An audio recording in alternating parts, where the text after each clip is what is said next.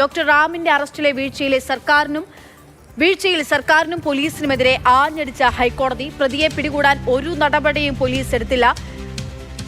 വലിയ ഗൂഢാലോചന നടന്നുവെന്ന് കോടതി. പ്രതിയുടെ പണവും ആനുകൂല്യവും പറ്റി നടക്കുകയായിരുന്നു പോലീസ്. എന്തിനാണ് ഇങ്ങനൊരു പോലീസ് എന്ന് ഹൈക്കോടതി ചോദിക്കുന്നു. അതിരൂക്ഷമായിട്ടുള്ള വിമർശനം കോടതിയുടെ ഭാഗത്ത് നിന്ന് പോലീസിന് നേരെ ഉണ്ടാവുകയാണ്. രാഗിൻ വിവരങ്ങളുമായി ചേരുകയാണ്. രാഗിൻ, എന്തിനാണ് ഇങ്ങനൊരു പോലീസ് എന്ന് ചോദിക്കുന്നതിനപ്പുറത്തേക്ക് എന്ത് വിമർശനമാണ് പോലീസിന് നേരെ, ഒരു അന്വേഷണ സംഘത്തിനെതിരെ കോടതി ഉന്നയിക്കേണ്ടതെന്നുള്ളതാണ്. സ്വാഭാവികമായിട്ടും തുടക്കം മുതൽ ഈ അന്വേഷണത്തിന്, ഈ സംഭവം ഉണ്ടായതിന്റെ തുടക്കം മുതൽ നമ്മൾ തന്നെ നിതിന്റെ അച്ഛൻ തത്സമയം മാതൃഭൂമി ന്യൂസിൽ വന്ന് ഇരുന്നുകൊണ്ട് തന്നെ അന്ന് സംസാരിക്കുന്നുണ്ടായിരുന്നു.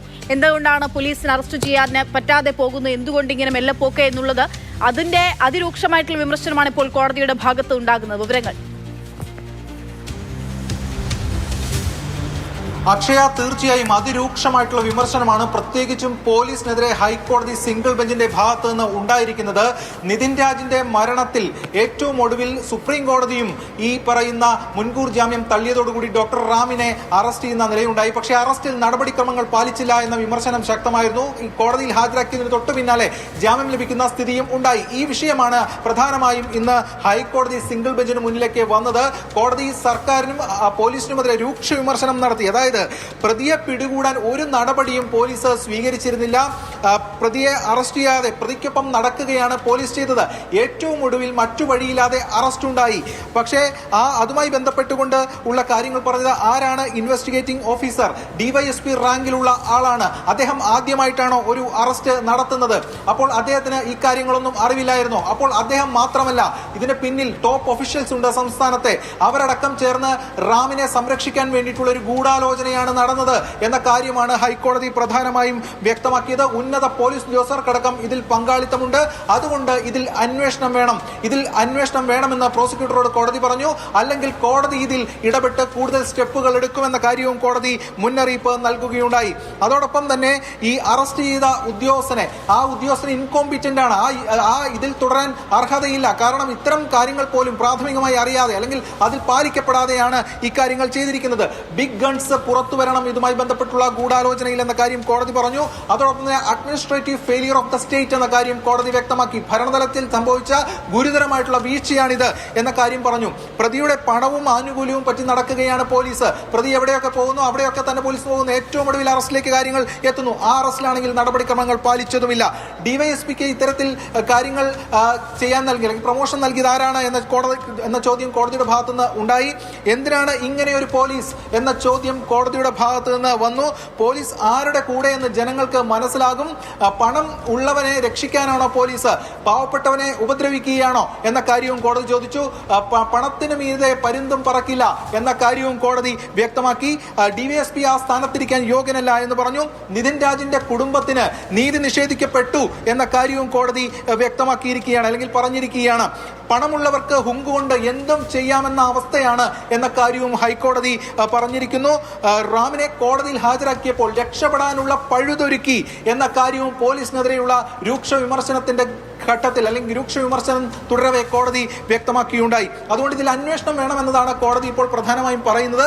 ഇതോടൊപ്പം കഴിഞ്ഞ ദിവസം ഇതുമായി ബന്ധപ്പെട്ട് ആഭ്യന്തരമന്ത്രി വ്യക്തമാക്കിയത് ഒരു പുതിയ ടീമിനെ എന്നൊക്കെയുള്ള കാര്യമാണ്. പക്ഷേ അതിലും കോടതി പറഞ്ഞു എല്ലാം സംഭവിച്ച ശേഷം പുതിയ ടീമിനെ നിശ്ചയിച്ചുകൊണ്ട് തടി തപ്പാൻ അല്ലെങ്കിൽ തലയൂരാൻ വേണ്ടിയിട്ടുള്ള ശ്രമമാണ് എന്ന കാര്യമടക്കം ഹൈക്കോടതി വിമർശനമായി ഉന്നയിച്ചു.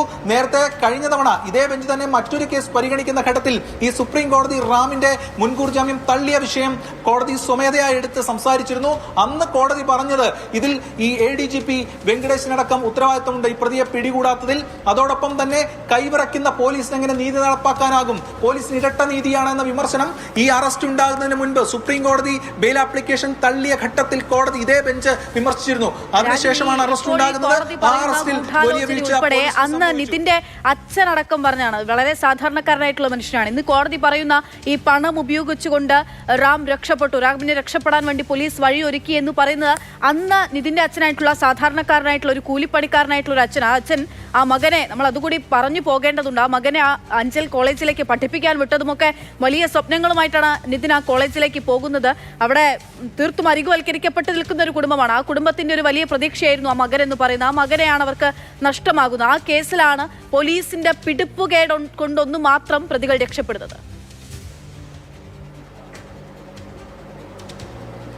തീർച്ചയായും, അതായത് ഇതുമായി ബന്ധപ്പെട്ടുകൊണ്ട് ഏകദേശം നിരവധി ദിവസം ഈ റാം ഒളിവിൽ കഴിയുന്ന അവസ്ഥയുണ്ടായി. വിവിധ കോടതികളിൽ ഇതുമായി ബന്ധപ്പെട്ടുകൊണ്ട് റാമിന്റെ ആന്റിസിപ്പേറ്ററി ബെയിൽ ആപ്ലിക്കേഷൻ വന്നു. അതെല്ലാം തള്ളുകയാണ് ഉണ്ടായിട്ടുള്ളത്. ഏറ്റവും ഒടുവിൽ പരമോന്നത കോടതി അപ്പെക്സ് കോർട്ട് ഇതുമായി ബന്ധപ്പെട്ടുകൊണ്ട് റാമിന്റെ ആന്റിസിപ്പേറ്ററി ബെയിൽ തള്ളുകയും അതോടൊപ്പം തന്നെ വളരെ സുപ്രധാനമായിട്ടുള്ള നിരീക്ഷണം നടത്തുകയും ചെയ്തു. അതിന് മുകളിൽ പോകാൻ ഇനി ഒരു നിയമവ്യവസ്ഥ അല്ലെങ്കിൽ നിയമ പ്ലാറ്റ്ഫോം ഇല്ല. ആ ഘട്ടത്തിലാണ് പോലീസ് ഏറ്റവും ഒടുവിൽ ഇദ്ദേഹം സറണ്ടർ ആകാൻ വരുന്ന ഘട്ടത്തിലാണ് അറസ്റ്റ് ഉണ്ടായതെന്നായിരുന്നു വിവരങ്ങൾ. എന്തായാലും ആ അറസ്റ്റിൽ നടപടിക്രമങ്ങൾ പാലിച്ചില്ല എന്നതടക്കമുള്ള കാര്യങ്ങളുണ്ടായി. അപ്പോൾ ഇത് ബോധപൂർവം എന്ന വിമർശനമാണ് പ്രധാനമായും കോടതി മുന്നോട്ട് വയ്ക്കുന്നത്. അതിൽ വലിയ ഗൂഢാലോചനയുണ്ട് ഈ റാമിനെ രക്ഷിക്കുന്നതിന്റെ ഭാഗമായിട്ട്. അത് കേവലം ഡിവൈഎസ്പി മാത്രമല്ല, നോട്ട് ഹിസ് ഓൺ ബട്ട് ഉന്നത പോലീസ് ഉദ്യോഗസ്ഥർ, ടോപ്പ് ഒഫീഷ്യൽസ് അടക്കം ഉണ്ട് എന്ന കാര്യമാണ് കോടതി പറയുന്നത്. അതിന് പിന്നിൽ വലിയ ഗൂഢാലോചനയുണ്ട്.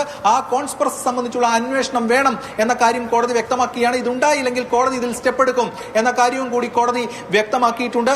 അതോടൊപ്പം തന്നെ ഈ പണക്കാർക്ക് അല്ലെങ്കിൽ പണമുള്ളവർക്ക് ഹുങ്ക് ഉപയോഗിച്ച് എന്തും ചെയ്യാൻ കഴിയുന്ന ഒരു അവസ്ഥയാണ് നാട്ടിലുള്ളത്. എന്നാൽ പാവപ്പെട്ടവനെ ഉപദ്രവിക്കുകയാണ് പോലീസ്. ഞാൻ രാഗിലേക്ക് തിരികെ എത്താം. വാർത്തയുടെ കൂടുതൽ വിശദാംശങ്ങൾ വേണ്ടതുണ്ട്. എന്തിനാണ് ഇങ്ങനൊരു പോലീസ് എന്ന് കോടതി ചോദിക്കുന്നു. അതേ സമയത്ത് തന്നെ പുതിയൊരു അന്വേഷണ സംഘം എന്നുള്ള പോലീസിന്റെ സർക്കാരിന്റെ നീക്കത്തിൽ അതും എല്ലാം കഴിഞ്ഞിട്ട് ഇനി എന്തിനാണ് പുതിയൊരു അന്വേഷണ സംഘം എന്നുള്ളതാണ് കോടതി ചോദിക്കുന്നത്.